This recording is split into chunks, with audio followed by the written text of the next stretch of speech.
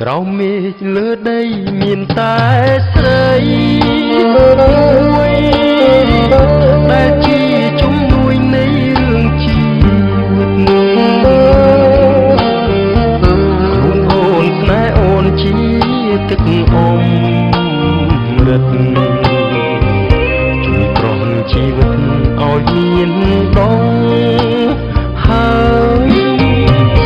មច្ឆារស់បានអាស្រ័យគុំរុក្ខជាតិមានអាស្រ័យសន្សាររូបបងរូបបានអាស្រ័យថ្លៃថ្លាជួយជាដងហើមសាមរឿងសងខាក្នុងលោកនេះណាក៏យ៉ាងគ្មានអ្វីសំខាន់ដល់បងឡើយណា